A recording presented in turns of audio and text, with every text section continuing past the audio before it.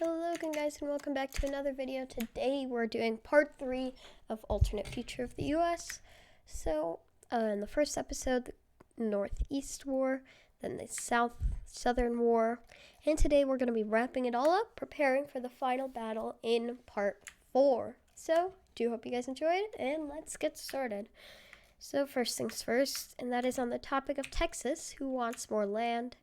With that, they declare war on New Mexico, begin to push in, but in the end, Texas offers them a peace deal in which New Mexico doesn't lose too much land, especially not any important land, and they're just left alone.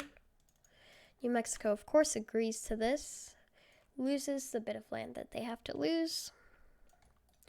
Texas is happy, New Mexico's happy. Who isn't happy?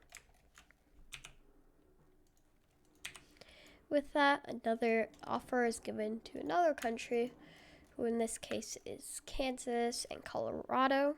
Both of these countries have land that Texas wants, and in the end they both agree to hand some of it over. They both just give over a piece of their land, nothing too large, and in return Texas doesn't invade them, and actually allows them to join into the new alliance, which used to be a Southern Alliance, but is now just a kind of, the Texas Alliance. I don't know, if we're separating this world into East and West, it isn't really going to be East and West, but I'd say we'd have California and the Great Lakes versus Texas and the South.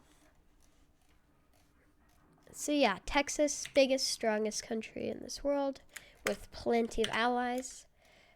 Probably gonna win, but that's where this new expansion takes place, which is the agreement of Washington and Oregon to declare war on Idaho. If you're wondering why, it's because they want to form Cascadia, but they can't do it without Idaho, and they both want to do it. Idaho said no, so Idaho's gonna get invaded. With that, it doesn't take too long. I'm just kind of breezing through this while I'm talking, but I just wanted to let you know that that was happening. Washington annexes Idaho, and in part 2 of the treaty, we see Oregon join in, and now Cascadia is formed, who joins a new alliance made by California, which is the Pacific Alliance, which will eventually be renamed, but for now it's just the Pacific Alliance. Who else wants to join this? Utah. Who else doesn't? Arizona. What happens to people who don't want to join? This happens. All the members declare war. Now, they are technically the good guys, I want to say, but when it comes to expansionism, they want their allies, and they can't let Texas get another ally. So they begin to push into Arizona until eventually the country's capitulated.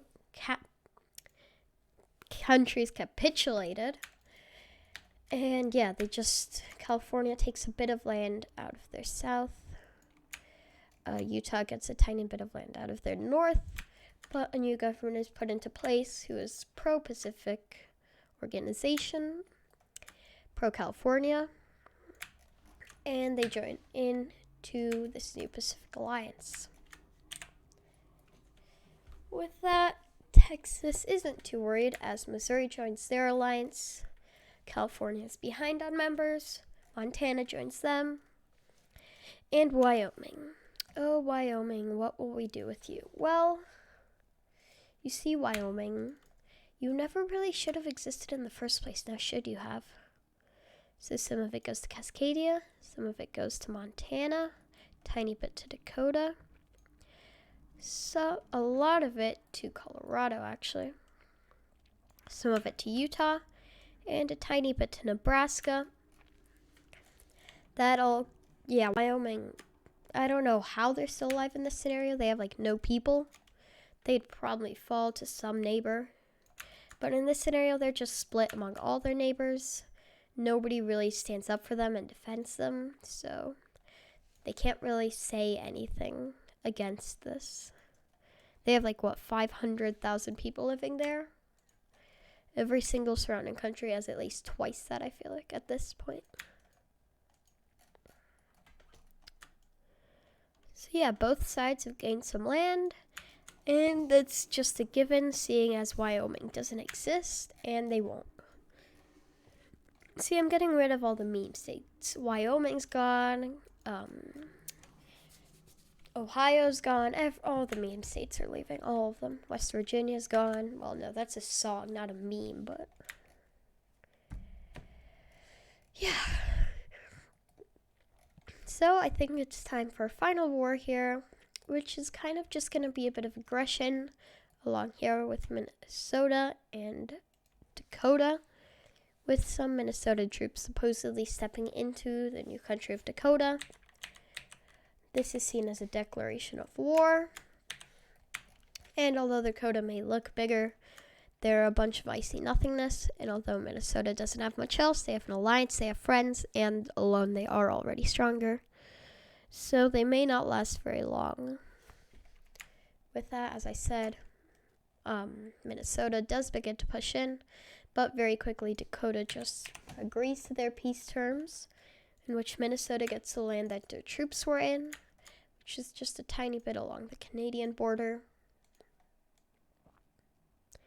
and another small amount along the general border.